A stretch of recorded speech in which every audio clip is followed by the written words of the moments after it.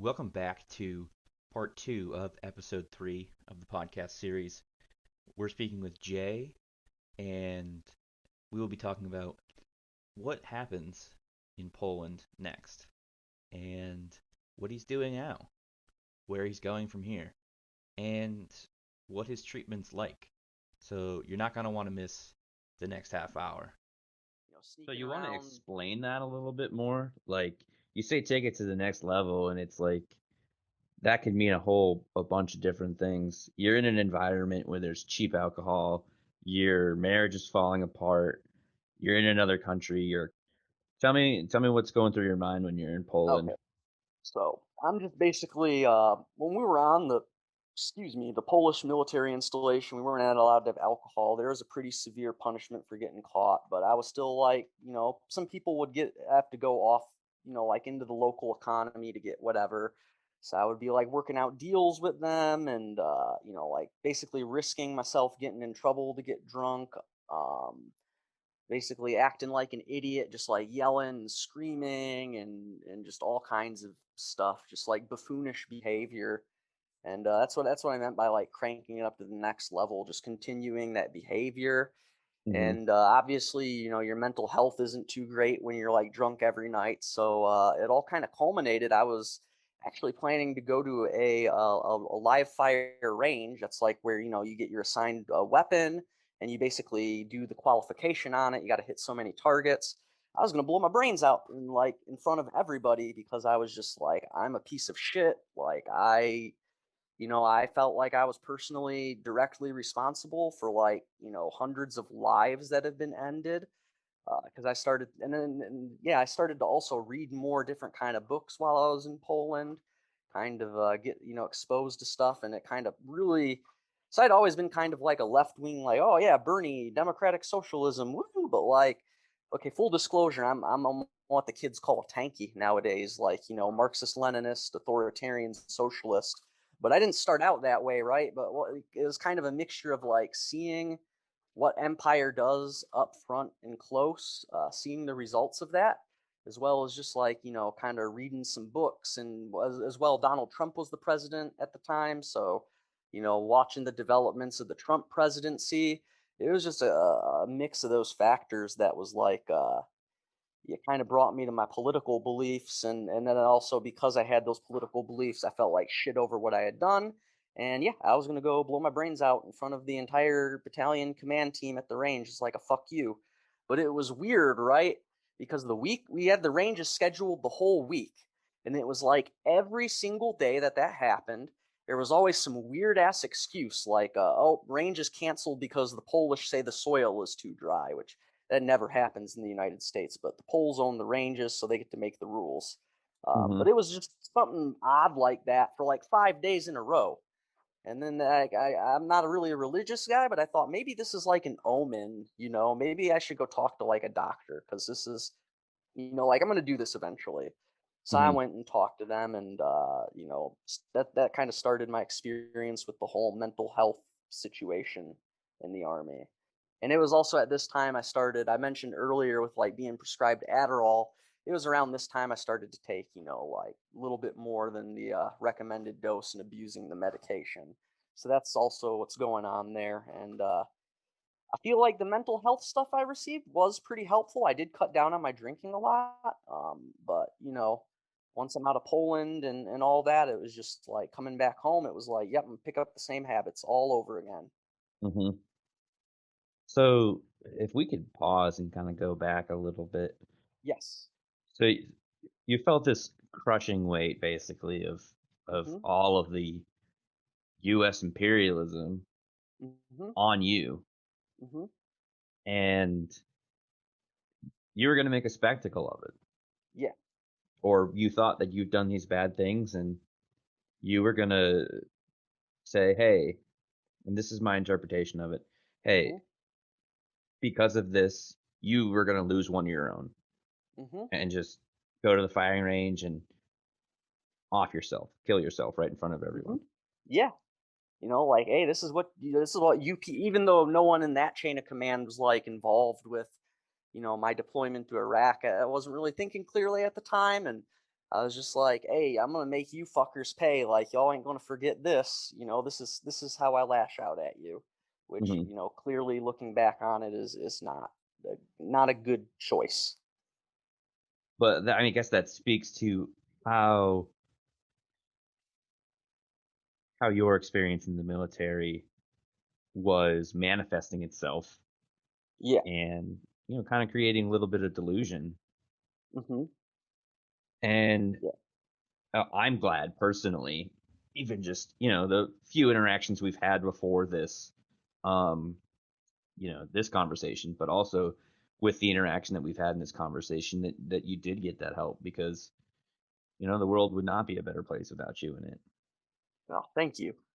Yeah, I wasn't thinking about how that would affect my children or anything. I could honestly give two shits less about the ex-wife, but the kids, like, I would break their heart and all that, and then I would probably be like traumatizing some fucking private who has nothing to do with anything, just like some kid who joined the army. So it's like, yeah, Some I'm kid I'm who glad I joined the didn't do that army either. in the same way that you joined the army, and Hmm. would end up with the same image burned in his head of the instead of a leg getting blown off, some dude's head getting blown off. Yeah, like I had to go scrub the brain matter. Yeah, yeah, pretty much exactly. Yep. So, anyways, got back from Poland, and then that was in November-ish of yeah. Actually, we got back on Halloween Day, 2019. So, as you know, that's nobody knew it at the time, but that was right before the coronavirus happened, right? And I think as far as for addictions, like what sparked all this and got me to where I'm at today was it's obviously a number of things, but coronavirus was like the final nail in the coffin. You're all isolated at alone, and the stresses of like nobody really knew. I mean, we all lived through it, so we all know. I don't need to elaborate on that much, but anyways, as I said earlier, when I was in Poland, I started taking my Adderall. Like it wasn't very much. It was like I think I was dosed like 20 milligrams, and I would take 30 instead of 20. But your body builds a tolerance to it over time, and so I started taking like 40, 60, 80, 100, and at the point I don't have enough prescription left, so I started ordering. Being a computer guy, a bit of a nerd and all that, I know how to use the Tor browser, and started going on the dark web and fucking buying it from I don't even know who it was. Um, so started buying more Adderall, and that's really expensive. Adderall, like street Adderall, is really expensive, like $15-20 a pill, Hmm. depending on how much you buy. So then, I made the next logical conclusion. I was like, well, let's dabble into some meth. So that's how the. And then as I was also ordering things on the dark web, I was like, I want to try some of this. And at this point, I was just kind of banking on the fact that they're not going to do any urinalysis, which is like a P test, Hmm. because of the pandemic, which was true to a point. But I was kind of that's kind of why I started doing it. I was like, oh, they're not going to do this during a pandemic, which they So, still do. so you're still in the army at this point. Yeah, yeah. I'm in the army ordering fucking drugs through the mail. Not a good choice, but it is a choice I made. Gotcha. And so when did you start ordering drugs through the mail? Probably I'd say like April to May time frame of 2020. Uh, And I had before I joined the army, I had tried, I mean, pretty much anything that's not like heroin or ketamine, or yeah, those are like the two I haven't tried. Anything else, like you name it, I've probably tried it at least once, but none of it really stuck until I found meth. That was like that was my poison right there. hmm. I mean, and that probably came from your over dependence on the Adderall. Yeah, absolutely. So I already, I mean, as far as like modes of administration and all that, I have never shot it up, like injected it. I've never smoked it. Kind of, I make these little rules for myself, and I know. So spoiler alert: I end up going to rehab, but yeah, I still don't do that to this day. I just snort it occasionally, and I almost like weigh my own pills out with like a scale and everything, like I'm making my own Adderalls at home. Hmm. Um, but yeah, that was just that was game over at that point. I just kind of went overboard with it. So what's happened since basically a year ago? Yeah. Okay. So that all came to a conclusion in let's see, July, like summer of 2020, there was, I'll just say, law enforcement became aware of stuff and tried to question me at work, and I was getting threatened with like command directed key tests and all this other kind of trouble, and that kind of freaked me out. So I was just like, I mean, they ended up not. I don't want to get too much into specifics of that, but I didn't get P tested for one reason or another. But then it was like, this is gonna fuck me up. Like I'm playing with fire at this point, and so Hmm. I'm like, pull out my first sergeant. First sergeant's like the second in command. Not, I guess you'd call it the second in command, like the senior most enlisted person in your company, which is like that's like the unit that everybody knows. Like it's like the people you work with day to day. Hmm. And I had a good working relationship with him because I was his what we called an orderly clerk, but I was basically like a secretary. And I was pretty good at it and helped him out with a lot of stuff. So he was real cool with me. And I was like, hey, top first sergeant, I got this problem.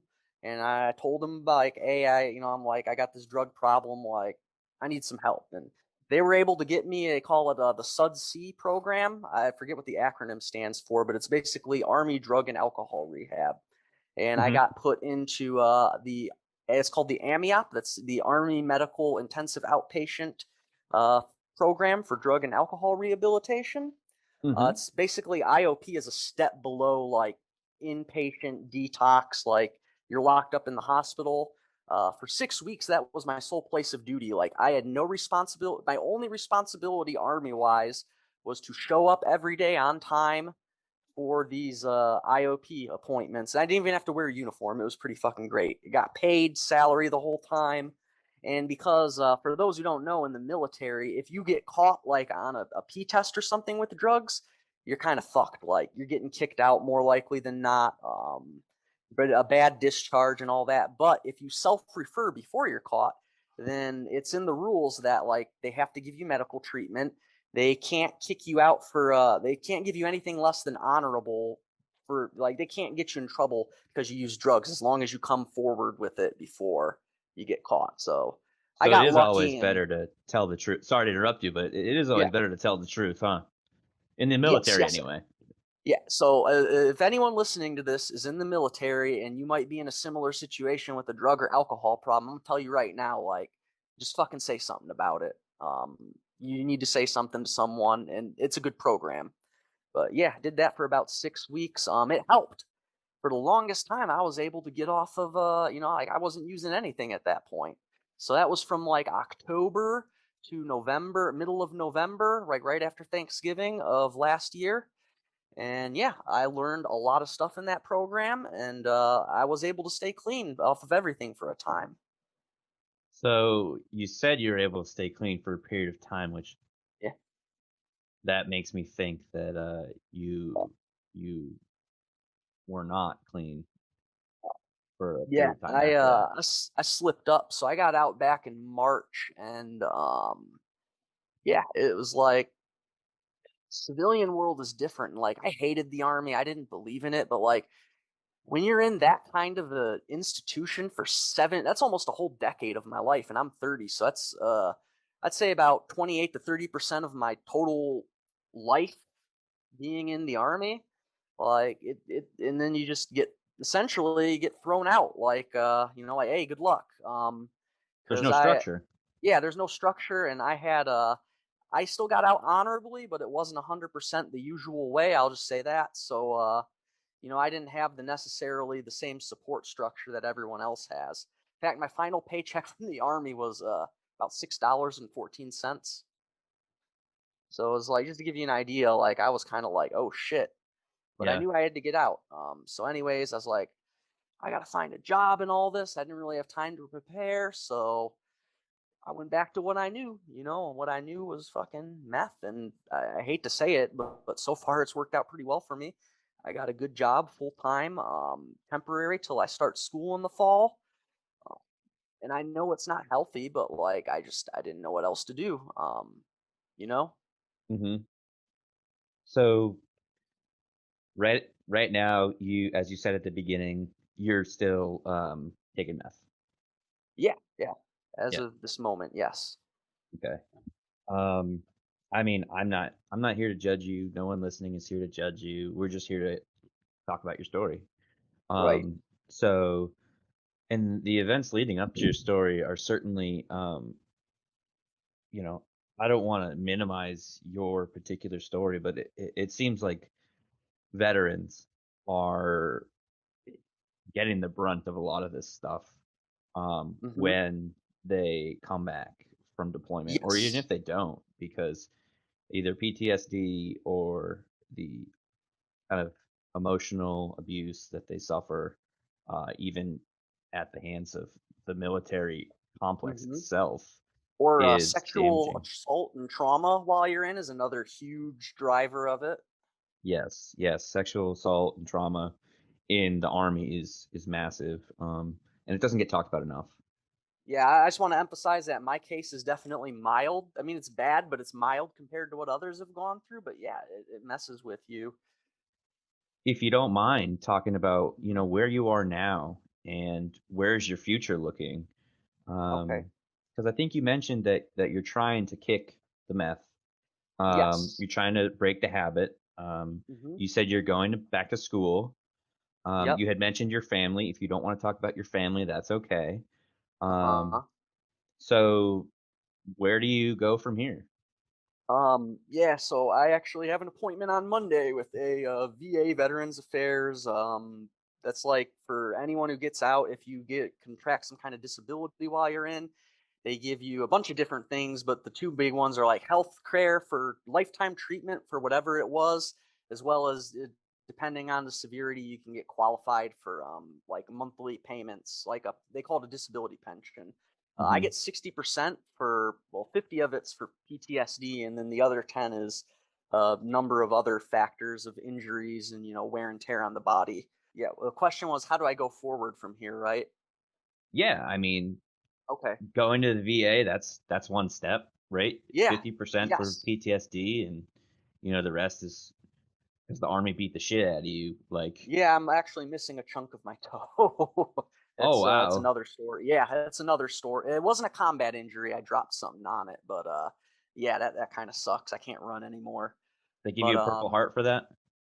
no, I was in the Washrak in Poland, so about the Oh, farthest removed from combat there is. I mean, But don't they do that? They just give Purple Hearts out to anyone that gets hurt. it has to That's be like, hurt in combat, and it really depends on your command team. A lot of shit depends on your command team, but okay. um, so yeah, VA appointment, 50% for PTSD. Where are you Uh going huh. from there? Okay, so like I said, I got the appointment with the substance abuse counselor. I Hmm. went to the psychiatrist, and I was like, "Hey," because originally I thought I could control this shit, but I had some friends who were very concerned about me, and they're like, "Listen, you need to cut this shit out." And as for the kids too, like, I don't use in front of my children. I want to make that abundantly clear. And it's like I said, I'm not smoking it, and I'm not shooting it up, so I'm not like having hallucinations or like looking like the Walking Dead, like they might be stereotyped in on like television and movies and whatnot. Hmm. um but I also know that even though I'm not doing that right now, who's to say like 6 months, a year from now, that could very well be me, because it happens to a lot of people. Hmm. And So you're that's trying one to thing be we learn. proactive. Yeah, because that's one thing I learned about rehab is like a relapse isn't a personal failure. It's like a chronic medical condition. Hmm. Happens sometimes, but it's about like, like nipping shit in the bud before it turns into a really big problem. Yeah, and it seems like what you're doing is harm reduction rather than abstinence. Yes, I'm a huge fan of harm reduction. And actually, I don't know how much time you got left, but I would like to discuss that because I got some opinions on it. Oh yeah, we got all the time in the world, so don't worry Okay. about it. Okay. But yeah, so basically, I guess for now, it's just basically see what. So the doctor kind of went over my other medications, and she's like, "We'll get you off this stuff, but like for now, I'm gonna change your meds to X, Y, and Z, so that Hmm. you don't kill yourself due to like a serotonin syndrome or something." So I was like, "Okay," but So your yeah, I doctor is was. working with you. Yeah, yeah, and she was actually real. I've had some shitty psychiatrists before, but Hmm. she's pretty good. As the way I see it is like a psychiatrist could probably make bank on the outside, right? But if you go to choose to work for the Veterans Affairs Department, then that probably means you really care about the patients on some level. You know what I mean? Yeah, and she cares about you to the point, well, to the patient. She cares about the Yeah. patient to the point where she's willing to change your meds to work Hmm. around the addiction. Yeah, and she's not condescending because that's the other thing is like I don't mean to insult any medical professionals, but I know I'm a smart guy, and I remember talking with another psychiatrist I had, Dr. Green, and he was like, he showed me the flow chart. It's like an algorithm that they use to decide what medication to prescribe. So he's like, yeah, there's no mystery to it. But it's just like, them appreciating, like, oh, it does sound like you did your research to harm reduction, like for Hmm. me, that makes me trust a doctor more than anything, like that sense of respect and not Hmm. treating me like I'm a fucking idiot because man, I will just ignore everything you say if you're a doctor and you do that to me. Yeah, and that speaks to um, treating the patient with respect and Yes. who they are. So, I mean, I'm glad you've had that experience with this most recent psychiatrist. Obviously I have an addiction problem, and addictions aren't just always related to one substance.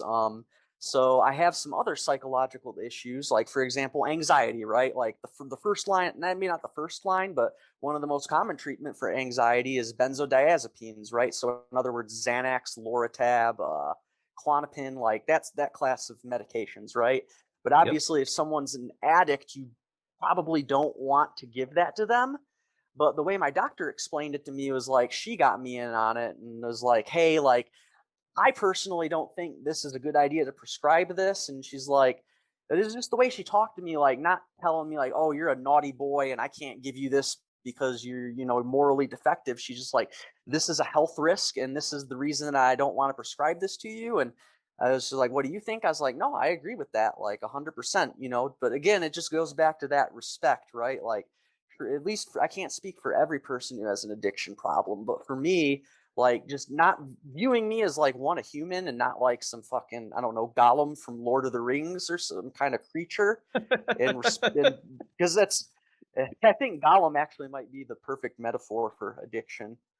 As a Yeah, side note, I mean yeah, that's a good idea for a paper, honestly, yeah, because of the ring. The ring corrupts Gollum, and yeah, and look how it made, yeah, exactly. But yeah, I enjoy being treated like a human and not like I'm Gollum, and also being able to have some say into my treatment. And at that point, like if the doctor, with that kind of relationship, if like a doctor or a nurse or whoever comes up and tells me like this is what needs to happen, I'll be like, okay, cool. Like I'll listen to you. You know this shit better than I do, even though you just go on WebMD more or less. yeah. So, what do you think about it? Is that what you're thinking about for harm reduction? What is Yeah. your Oh, opinion on that? so sobriety is like, okay, let me first, yeah, I'll talk about harm reduction, and then if you'd like, I can talk about my thoughts on 12 step because I've been to the meetings and I got some thoughts. Uh, I but mean, harm yeah, this reduction, is it's about your recovery and your stories. yeah, So, if you've been to the meetings, your uh-huh. kind of perspective on it is also important. Okay, cool. So harm reduction, right? I'm a huge advocate of it. And this kind of ties into the 12 step, which I'll address next. But I think if first I want to be clear, like everyone's different, right? Let's think we can all agree on that. And what works for some might not work for others. So perhaps for some people, like an abstinence only model works for them, and like that's cool. If it works for you, go for it. But in order for abstinence only to work, like the underlying assumption is that you completely and 100% are convinced that the drug is the root of the problem and you just need to cut it out. And for me, I'll be honest with you, I realize on the whole that methamphetamine is pretty bad for your body. It's neurotoxic, destroys your heart, et cetera, right? Like I get that. But as with any medication, right, I think there are benefits that come with it as well. And this is where me and my psychiatrist had a little bit of a disagreement because she thinks like, oh, it's all bad. And it's like, not like, I want to be clear, I'm not doing this shit for fun. I'm doing it because I perceive it helps me function. So like when I say I'm getting high, it's like I'm not getting high to, have a good time and go party or whatever. But it's more like I'm doing this because my brain is fucked up and this is the best way I know how to fix it. So for me, like in my case, I do think there's some benefits to drug use, whether and that could be for anyone, not just for mere meth, but it could be for anyone with anything. And I think if you are going to use it, like you should probably do some education. And I think that medical professionals or public health people can play a huge role in that. I'm sure there's legal issues and stuff that get in the way of that. But yeah, I mean, doctors are supposed to, what do they say? The Hippocratic Oath, first do no harm, right? I think that's kind of falls right into that. Yeah, especially with uh, the way that you started. Basically, was you started with the overuse of the Adderall. Coming down from that, I mean, that's a prescription drug, right? Yeah. So, I mean, you were Just to be prescribed clear, that it's medication. not it's not just Adderall, it's also like Oxycontin, and that's how people get Yeah, hooked on heroin. It's the yeah, same deal. yeah, exactly. So people are being prescribed these medications, and they get hooked on the prescription one, but then the cheaper street version of them gets Hmm. them the same thing, but they're also more dangerous because they can be cut with stuff. Yeah. Yes, So they can. And I think the person I get mine from, I'm fairly certain it is of a high purity and quality. But yeah, I know that's not the case for everybody. yeah, I mean, it's been a ride. This has been wonderful listening to your story. Hmm. Um, and is there anything else that you want to share with us? Um, anything else you want to share with us? Yeah, yeah. The last thing I want to talk about is just 12 step. My thoughts on that, because I think I got a little bit of a different view than others. Caveat, right? If 12 step works for you as is 100%, then go for it. I'm not trying to judge anyone. This is just my opinion. But there's a couple issues I have with 12 step, right? And one I already discussed, and I won't rehash it again, is the whole abstinence only. I don't necessarily believe in that for everybody. But if you look at some of like I don't forget the official name, but like the catechisms and the mantras you state in the meeting, one of them that always struck out to me is I am helpless and powerless over my addiction, and like admitting that, right? And I get it because on one hand, like we are helpless to it, it's a overwhelming medical problem, but like I think a lot of people become addicts psychologically because they already perceive themselves as not having any control or power over their life, and it's like an act of desperation, like this is the one thing I control is getting high. So Hmm. like to me at least, telling an addict that like, oh, you are powerless and weak and have no control, like to me, for me anyways, that is the intended opposite effect. That is the opposite effect of what is intended. And yeah, and I've also heard story. I've never experienced it, but I know it's a thing where some people get so hardcore into sobriety that like they're like, oh, you taking I don't know, Zoloft for depression? That's a drug. You're just getting high by another name. Like you got to cut that out. So like it can get cult like too and dangerous really fast. But that's basically last thing I wanted to say about like 12 step stuff. That's certainly another perspective from other people that we've talked to. And again, not everything works for every person, as you said before. But Jay, we have certainly enjoyed having you on, and it was great. It was a wonderful story. It was eye opening for me, and I hope other people about the things that you've gone through, but also that happen to other people in your situation, and to have your perspective on what's going on for you going forward was also awesome to hear um, in the direction that you're moving. So I'm going to say thanks to everyone for listening, and hope you have a great rest of your day.